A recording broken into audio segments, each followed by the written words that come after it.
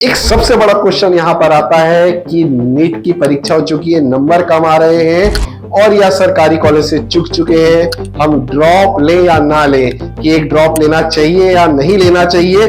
ये सबसे बड़ा एक जहन में क्वेश्चन हर पेरेंट्स के, हर बच्चे के आता है। तो आइए जानते हैं इस वीडियो में कि ड्रॉप लेने का क्या फायदा है और लेना चाहिए या नहीं लेना चाहिए। नमस्कार, आप सभी को स्वागत है आप सबका मेरे यूट्यूब चैनल पर। मैं हूं डॉक्टर छाबड़ा। जी हाँ, ड्रॉप लेना आज की डेट में आम बात हो गई, इस वजह से जो नीट में बच्चों की संख्या साल दर साल बढ़ते जा रही है, वो लाख से 1.5 लाख बच्चे बढ़ते जा रहे हैं। वो की उसकी वजह सिर्फ इतनी है कि बच्चे ड्रॉप ले लेते हैं, एक चांस और लेते हैं, पेरेंट्स से जिद करते हैं, या कुछ बच्चों को कॉन्फिडेंस होता है कि वो दोबारा प्रिपरेशन करके सरकारी के लायक नंबर लाकर सरकारी कॉलेज में एडमिशन ले लेंगे। देखिए, पहले ही बता देना चाहता हूं कि मैं इस वीडियो से किसी की भावनाओं को ठेस नहीं पहुंचाना चाहता या आपको डिमोटिवेट नहीं कर रहा हूं। मेरा इस वीडियो को बनाने का मकसद सिर्फ इतना ही है कि आप तक उस चीज की, यानी कि ड्रॉप लेने की ना लेने की, एक सही डिसीजन लेने की जानकारी आप तक पहुंच जाए। तो बता देना चाहूंगा कि अगर आप एक साल ड्रॉप लेते हैं तो एक चीज समझ लीजिएगा, सबसे पहली बात यह है, मेडिकल की पढ़ाई काफी लंबी होती है, 10.5 साल की एक लगभग पढ़ाई हो जाती है। यानी कि आप 18 साल की उम्र से पढ़ाई चालू करेंगे तो आप 29 साल के आसपास जाकर एक सुपर स्पेशलाइज्ड डॉक्टर बन पाएंगे। कैसे, ये आपको मैं समझा देता हूं आसान भाषा में। 5.5 साल का एमबीबीएस कोर्स इस देश में होता है, 4.5 साल का कोर्स और 1 साल की इंटर्नशिप। आपको एक एमबीबीएस डॉक्टर बनने के लिए 5.5 साल लग जाते हैं। उसके बाद आप करते हैं नीट पीजी की तैयारी। नीट पीजी के लिए आपको 3 साल और देने पड़ते हैं, चाहे आप किसी भी ब्रांच से करना चाहे, यानी कि पीजी का अर्थ होता है कि अगर आप रेडियोलॉजिस्ट, डर्मेटोलॉजिस्ट, ऑर्थो या गायनी या सर्जरी किसी भी डिपार्टमेंट में आप जा सकते हैं। इसे करने के बाद आप जाते हैं एसएस में। एसएस होता है सुपर स्पेशलाइजेशन, जिसे आप कार्डियोलॉजिस्ट, न्यूरोलॉजिस्ट जैसे सर्जन आप आगे बनते हैं। ये करने के बाद ही आपकी मेडिकल की पढ़ाई खत्म हो जाती है। तो इस सब को करने के लिए आपको 10.5 साल चाहिए होते हैं। खाली एमबीबीएस करने के बाद अगर आपने पीजी नहीं किए हैं तो आप एक बात को समझिएगा, यहां पर आपको लाख से 1.25 लाख रुपए की ही नौकरी इस देश में लगती है लगभग। कुछ शहरों में तो इससे भी कम पैसे आपको दिए जाते हैं। आज की स्तर की अगर आप बात करें तो आगे जाकर बहुत सारे नंबर ऑफ डॉक्टर प्रोडक्शन बढ़ जाएगा इस देश में, और जो नौकरियां हैं प्लेन एमबीबीएस की बहुत ज्यादा कम हो जाएंगी, और जो पेइंग रेशियो है, यानी कि जो आज लाख 1.25 लाख रुपए है, वो धीरे धीरे कम होकर 70-80 हजार, 50 हजार तक भी जा सकता है। तो एक बात आप समझ लीजिए कि एमबीबीएस के बाद आपको पीजी करना अत्यंत आवश्यक है, क्योंकि आने वाले समय में पीजी की ही डिमांड रहेगी, और एक समय उसके बाद दौर आएगा जहां पर पीजी के बाद सुपर स्पेशलाइजेशन करना बहुत ही जरूरी होगा।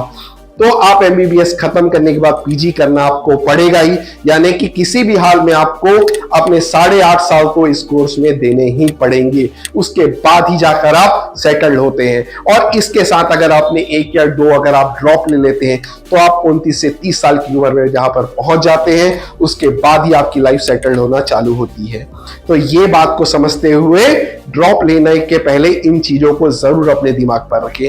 दूसरी बात मैं आपको बता देना चाहता हूं, बहुत सारे बच्चे मेरे पास आते हैं जो फोन करते हैं, जिनके नंबर 150, 200, 300 या 400 नंबर होते हैं। उनको ये बात समझनी होगी कि 150 से 600 की छलांग बहुत लंबी होती है, 400 से 600 की छलांग बहुत लंबी होती है। इतना आसान नहीं होता है इतनी लंबी छलांग लगाना।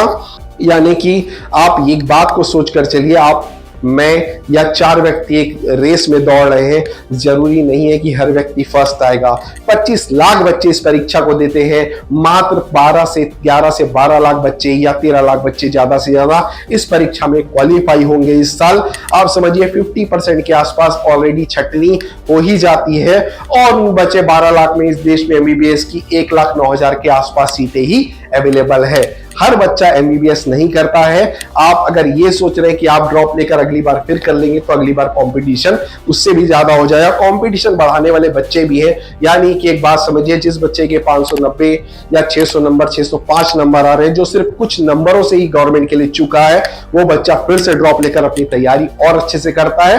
वो हर साल दर साल कंपटीशन बढ़ा देता है।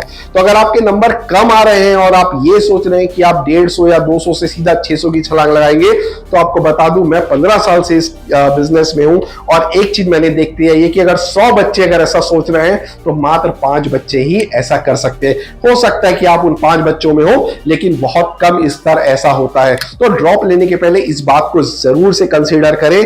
अगर आप 600 नंबर तक भी जाते हैं तो आपका ड्रॉप लेने का कोई अर्थ नहीं होता है। बस फर्क इतना होता है कि आपके जितने ज्यादा नंबर होंगे उतनी फीस कम हो जाएगी, जितने कम नंबर होंगे उतनी फीस बढ़ जाएगी। यानी कि अगर आपके 500 के ऊपर के नंबर है तो फीस आपकी 50 लाख 40 से 50 लाख रुपए के बीच होगी, और उससे कम नंबर अगर आपकी है तो 60 से 70 लाख रुपए तो आपके लगने ही है। इस कंडीशन में आप अब्रॉड का चॉइस ले सकते हैं अगर आपका बजट नहीं है। तो ड्रॉप लेने से बेटर या तो आप अपनी फील्ड बदल सकते हैं। देखिए, एमबीबीएस करना ही पूरी जिंदगी नहीं है। मैं एक बीडीएस डॉक्टर हूं, काफी अच्छी प्रैक्टिस है मेरी। बीएमएस डॉक्टर्स भी होते हैं, बीएचएमएस डॉक्टर्स भी होते हैं, और वेटनरी आज की डेट में एक बहुत अच्छा ऑप्शन है। कुछ बच्चे फार्मेसी करते हैं और फिजियोथेरेपी भी एक बहुत अच्छा ऑप्शन है। एमबीबीएस करना ही सब कुछ नहीं है लाइफ में। कुछ बीडीएस डॉक्टर्स या कुछ दूसरे वेटनरी डॉक्टर्स एमबीबीएस से ज्यादा अर्न करते हैं। एट द लास्ट आपको ये देखना है कि आपकी अर्निंग क्या है, आप समाज के लिए क्या कर पा रहे हैं। तो एमबीबीएस करके ही आप ये सब नहीं कर पाएंगे। एमबीबीएस की सीट नहीं मिल रही है तो डिमोटिवेट होने की जरूरत नहीं है। आप या तो दूसरी लाइन में चले जाइए या तो आप अब्रॉड का रुख ले लीजिए अगर आपका सपना एमबीबीएस ही है। लेकिन ड्रॉप लेना बार बार ये कोई अच्छी चॉइस नहीं है। और अगर आपने एक ड्रॉप आप ले चुके हैं और उसके बाद दूसरे ड्रॉप के लिए सोच रहे हैं, तो मैं आपको बता देना चाहता हूं कि आप बहुत ही गलत डायरेक्शन में जा रहे हैं। आपने एक ड्रॉप लिया, आप 150 लाए, फिर आप 350 लाए, तो आपको ये लगता है कि मैं फिर एक ड्रॉप लूंगा तो शायद 600 के ऊपर पहुंच जाऊंगा। लेकिन ऐसा बहुत कम कंडीशंस में होता है। तो ऐसी गलती ना करें। ड्रॉप लेने के पहले 10 बार 20 बार सोचें, अपने आसपास के डॉक्टर से डिसीजन लें। हर बार डिसीजंस हर किसी के राइट नहीं होते हैं। किसी काउंसलर से बात करें, शायद वो आपको बहुत अच्छे से गाइड कर सकता है। आप चाहे तो मुझसे भी इस बारे में आप बात कर सकते हैं। मिलने के या बात करने के मेरे कोई चार्जेस नहीं है। मैं 15 साल से इस इंडस्ट्री में हूं, बहुत सारे बच्चों का कैरियर बनाते देखा है मैंने, बनते देखा है। तो आपको किसी भी प्रकार की सहायता की जरूरत हो तो नीचे मेरे नंबर दिए गए हुए हैं। व्हाट्सएप में आप मुझसे जुड़ सकते हैं, फेसबुक पे आप मुझे फॉलो कर सकते हैं, इंस्टाग्राम में आप मुझे फॉलो कर सकते हैं। इस चैनल को जरूर से सब्सक्राइब करिए।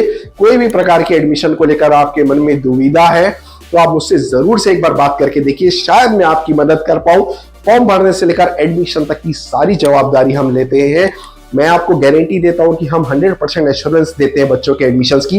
यानी कि एक बार अगर हमने काम ले लिया तो हम अपना बेस्ट देते हैं ताकि बच्चे का साल बन जाए, खराब ना हो। मेरा नाम है डॉक्टर छाबड़ा। इस वीडियो को देखने के लिए आपका बहुत बहुत धन्यवाद।